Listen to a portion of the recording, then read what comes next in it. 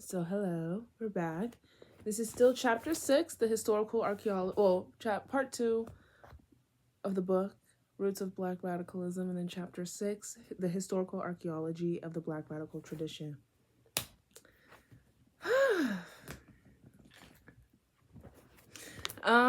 It's such a good time of day. I love it. It ran red, whites, and blacks. African labor in the Western Hemisphere became necessary only when the native labor was exhausted and European labor became evidently inadequate. Apparently, it took no longer than the period between Columbus's first and third voyages, 1497, for the Spanish government to recognize and respond to the special problems it faced in depending upon its nationals for supplemental colonial labor. In June of 1497, a general order was issued to all justices in Spain authorizing the transportation to Hispaniola of criminals, with the exception of heretics, traitors, counterfeiters, and sodomites, in commutation of death or prison sentences. This supply proving inadequate, the Crown successively and contemporaneously. Let's look up what that means. Oh, based on the contemporary. Girl, sometimes it just takes a little second. You got to put the words together. Resorted to white slavery in 1504, 1512, and 1521. Is this my good angle? Foreign immigrants in 1526, and inducing non-Castilian Spanish immigrants,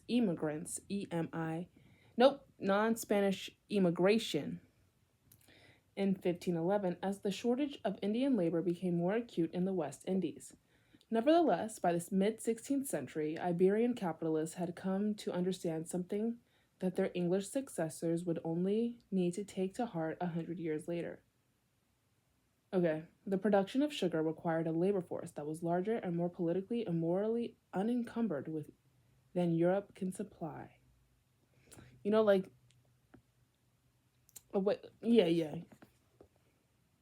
Okay, at least in the beginning, the alternative had been the Indian. In what are these? Quotations. Thank you. It had been said of the Spanish conquistadors, Eric Williams was to write, that first they fell on their knees and then they fell on the aborigines, the indigenous people to the land. From the first, it would seem Columbus had little else in mind for the wild people. The repartimiento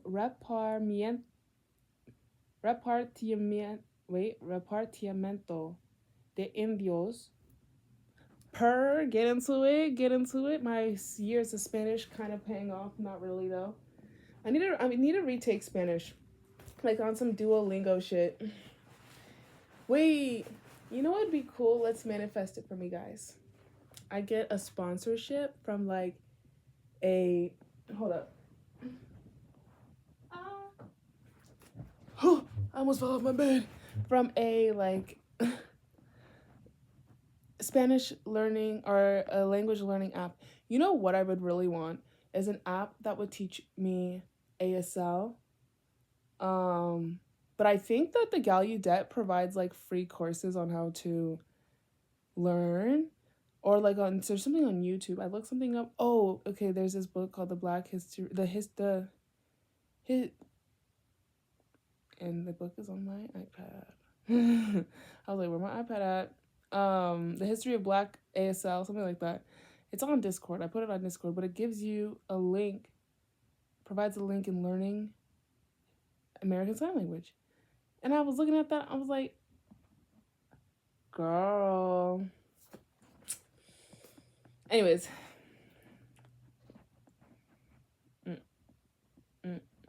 Where are we at?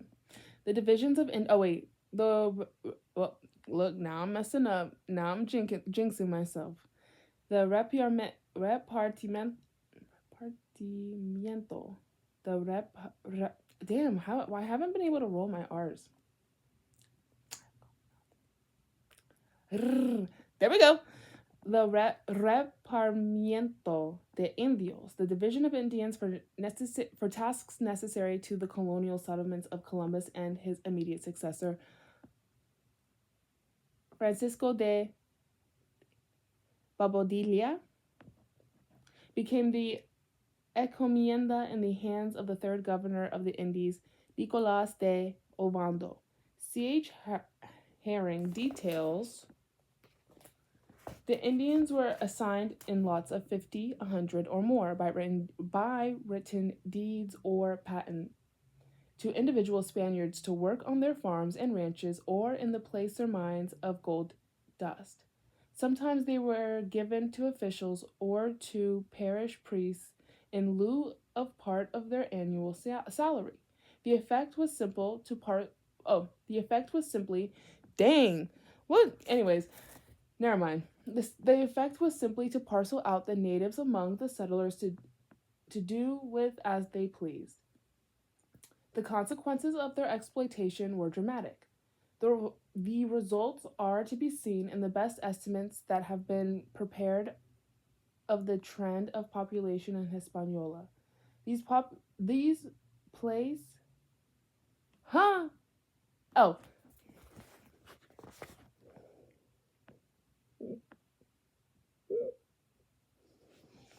for some reason that was so funny. Don't look at my mess and don't judge my mess. It gives character to the room. I won't judge your mess. And I clean it before anyone gets in here. Oh wait, you know what? Let's spray a little spray. Spray a little spray, play a little game. Oh.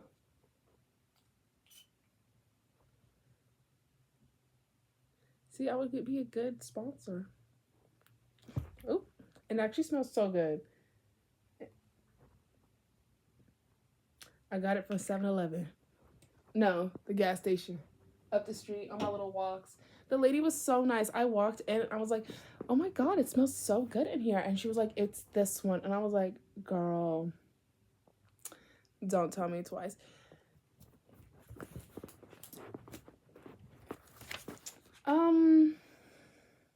Where were we at? Okay, these placed the population in 1492 at between 200,000 and 300,000. By 1508, the number was reduced to 60,000. Damn. In 1510, Oviedo doubted whether 500 Indians of pure stock remained. In 1570, only 2 villages survived of those about whom. See that? Okay. Colonization, capitalism, slavery, genocide. Yeah. It's like a pattern. It's a pattern. Like this book is forming the pattern in history. And notice now with Congo and Palestine, 2 populations that are being genocided as a verb, for what? For capitalism, for capital. And then, okay, but do you notice how that what was my point? You see the history, the path, you're seeing how capitalism as oh wait, in the beginning how he said that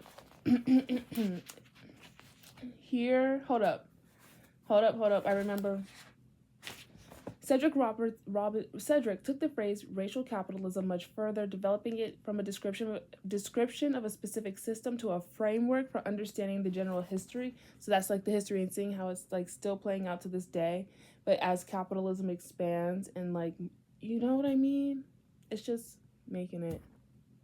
Anyways, girl, let's just keep going.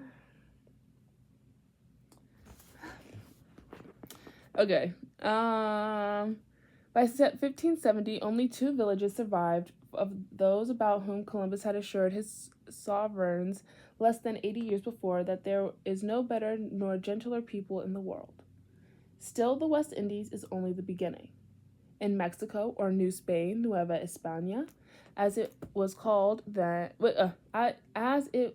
then called, the The native population has been estimated by Sherburne Cook and Woodrow Bora to have been 25 million or more in the beginning of the 16th century. Whatever the true figure, this aboriginal population would become the object of a most. Do you ever notice how like different ways in which you like speak or sit or position yourself, like you're activating different parts of your voice or your diaphragm? That is what my brain has been concentrating on in the back. I'm like, voice, and then how I'm sounding.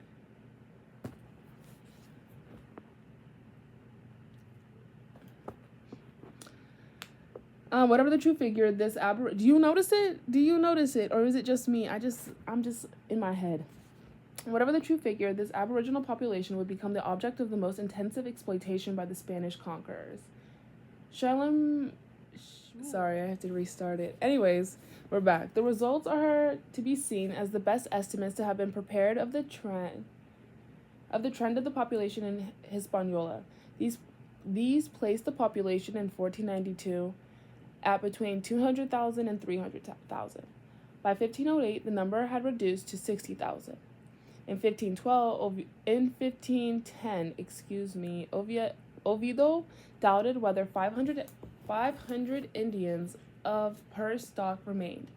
In 1570, only 2 villages survived of those about whom Columbus had assured his sovereigns, less than 80 years later, that there is no better nor gentler people in the world. Still, the West Indies was only the beginning. In Mexico, or New Spain, Nueva España, as it was called then, the native population had been estimated by Sherburne Cook and Woodrow Bora to have been 25 million or more in the beginning of the 16th century. Whatever the true figure, this aboriginal population would become the object of the most intensive exploitation by its Spanish conquerors. Chilam Balam, I apologize for not saying it correctly. A native of the Yucatan, recalling the days of the pre-conquest, would write, "There was no sickness. They had no aching bones. They had then no high fever. They had then no smallpox. They had then no burning chest. They had then no abdominal pain. They had then no consumptions. They had no headaches.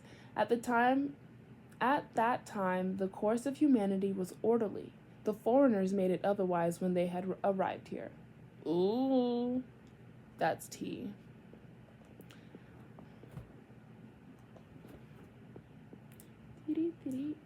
The world for which Chilam displayed such poetic nostalgia. Poetic nostalgia ended quickly. Within 9 decades, disease, wars, relocations, and the ecological changes wrought by Spanish settlement and control, and it should be added, slave labor, had reduced the number of the indigenous inhabitants to an estimated 1,075,000. The conquests had an even more insidious effect. As early as the 1514 census, according to C.O.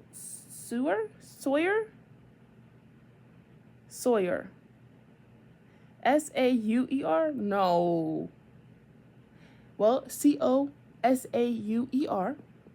The repartimiento records of natives on Santo Domingo working land seized for the crown indicated an average of less than 1 child per family. Oh, okay, Las Casas had indicated that in the period immediately prior to the conquest, Indian women had averaged between 3 and 5 children each. Damn. Think about that. Like when they're happy and in balance with the world, at the time the course of humanity was orderly, they had 3 to 5 children each because they didn't have to worry, I guess. And then after the conquest, everyone's having 1 child. That's crazy. Sorry, I was just like thinking what that sentence meant in my head and just saying it out loud. That's what in college, girl, sometimes when you make examples in your head, for me at least, it helps. Sometimes, girl, I'm like, what the fuck does that mean? Elsewhere, Jai. Ooh. Hold up. Jada Mio. I'm all up in this club. Sorry. Jada Mio Uraib? Okay. Jaramillo. I did not say that correctly. And then the last name is Uribe. Uraib remarks that at the beginning of the 17th century, it was common in New Granada to find that half the Indian couples had no children. On the average, they had only 2 children, and the family with 4 offsprings was exceptional. Sanchez, Alborzo concludes, it is evident that the Indians decreased not only on account of deaths, but also partially because they did not ensure the normal replacement of the generations. This dissemination of the Indian population, rather than the controversial royal decrees of 1542, the Nuevas Leyes, I don't know, Leyes, that prohibited the further enslavement of Indians except as punishment for rebellion against Spanish rule, resulted in a significant demand for additional labor towards the second half of the 16th century. Ultimately, the source of that labor was to be the west coast of Africa. Now we get these.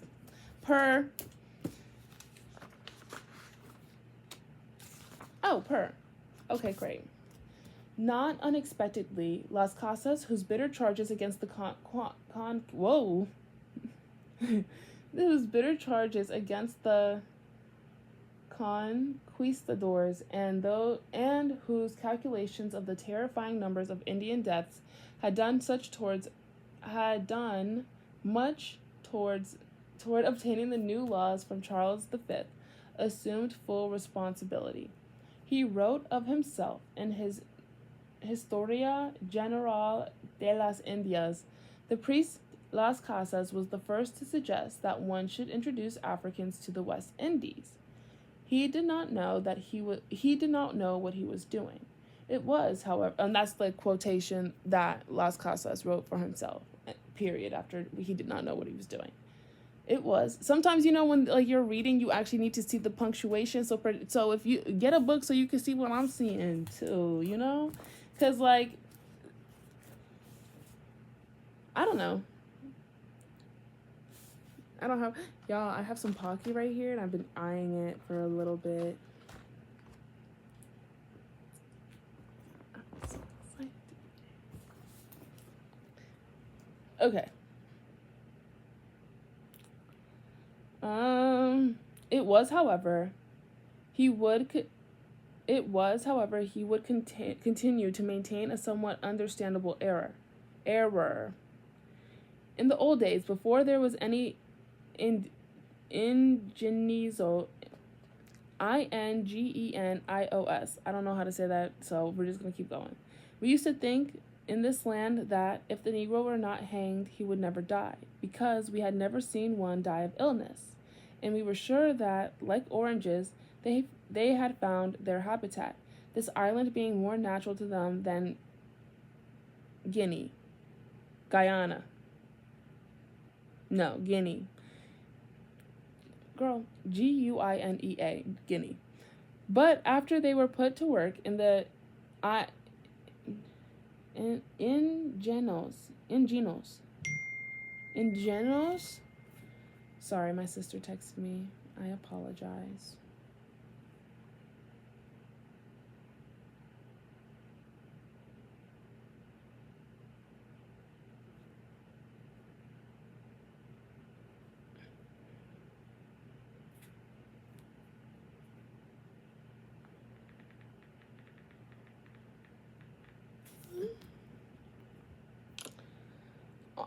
Were put to work in the Genos. Oh, that is so loud. Please stop. Please. Okay, per. Ingenios. On account of the excessive labor they had to endure and the drinks they take on account of the excessive labor they had to endure and the drinks they take made from cane syrup, death and pestilence were the result, and many of them died. Las Casas, oh, it's just like when they were in their natural habitat, they was like oranges. They would never die of illness, and then put into an unnatural habitat, they are likely to die earlier. That's what I'm getting from that. You're up there. I'm looking at myself.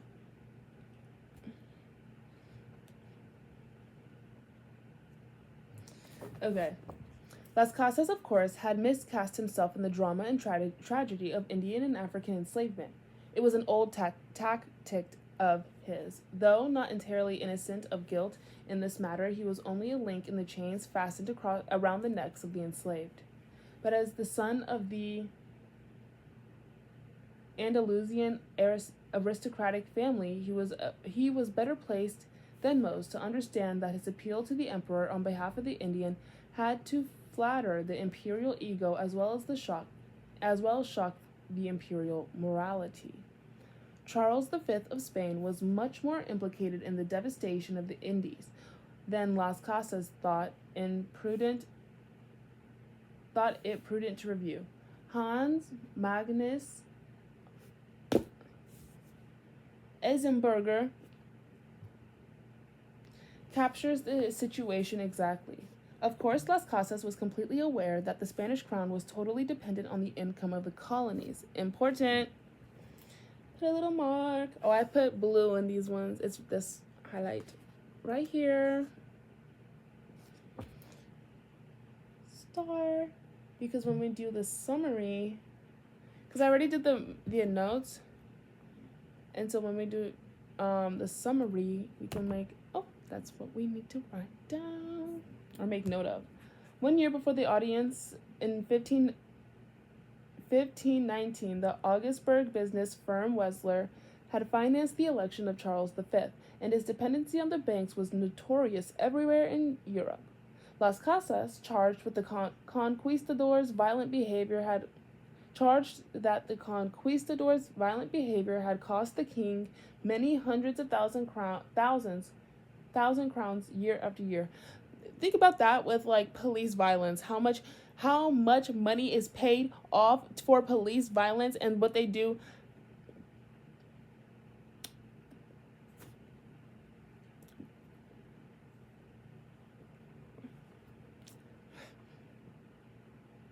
Like, do you ever, like, maybe I'm wrong and I'm making the wrong connection. So if I'm making the wrong connection, tell me. Or the colonizers, how much money it's not fucking real. Bullshit. It's not real. You know what I mean? How much money is being sent over there to enact a genocide against an indigenous population? How much money was sent over for America to be constructed based off of the genocide of the indigenous population here? You're up there. Here? Sometimes I forget. Forgive me. But think about that. Like how those patterns manifest and continue to go. And that's why, and oh my God, you know what I mean? How genocide, slave labor, imperialism, and violence all are required under this umbrella of capitalism, with the racial justification for the subjugation, prejudice, discrimination, and death of indigenous and black populations and pretty much everyone. Girl, we're having a good time. You know, sometimes it's nice to make reading fun. And like thinking, I don't know. Anyways, let's keep going. Where was I at? But do you ever see that? Okay. This line of argument certainly must have made more of an impression on Charles V than all of the theological and legal reasons that Las Casas brought to bear. It would still take Las Casas 20 more years to win the victory for his charges. Altogether, it is written he would take 14 trips between the Old and New Worlds during this time pursuing his mission. Several of these trips were command performances since he was forced to return to Spain to answer accusations of treason. In the end, oh, maybe I'm wrong, but if I am, let me know. In the end, his victory would be short and meaningless. Charles V revoked the new law, because I need to hold up. Nope, we're gonna come back to that. But that's what I'm thinking.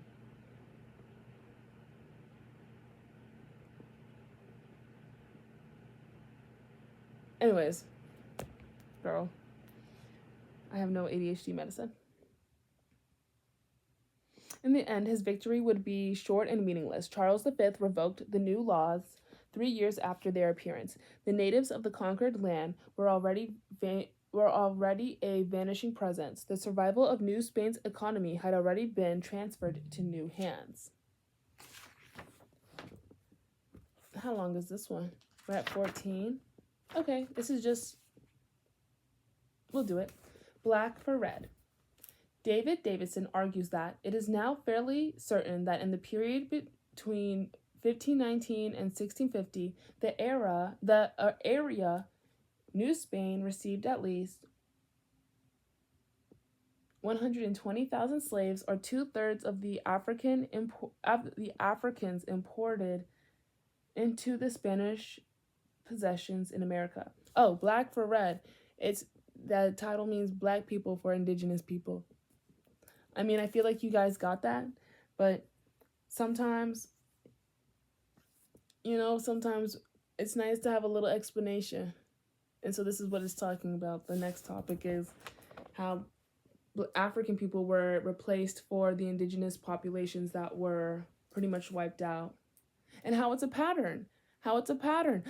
Literally how it's a pattern, because did you guys see that? Okay, I'm just using these as examples because it's easy. Like, when you can see something and then when you connect examples to the real, like, present world, it makes it easier. It makes it easier to recall the information. Okay, so for me, if you've seen, there was like these this information coming out about how Kenya, and I think a country that starts with an M from Africa, I think it's Mali. No, what was it? Anyways, Kenya is one of them. They sent African workers to the places that Palestinian farmers were working, but they couldn't work currently because of the current bombardment that's been going on since October 7th. Black for red. You see that, like, pattern, indigenous, and then imperialism and all that gross stuff. But like, sometimes when you see those patterns and you look at the history and then you see, it's like, oh, okay, let's make, like, it's the same channel, it's the same thing over and over and over again. Okay, sorry, but that's just not sorry. It's just like, even for myself, sometimes I have to say it out loud to see those patterns, to like repeat it and see what's going. You know what I mean? Anyways, we are at 17 minutes. Okay, we'll do half. No, we can do this. Because I keep going on tangents and the lighting's already going down. So that's what I'm thinking. We'll pause here. And then I'll just like see if I can edit it on or make a new video. Okay, bye y'all.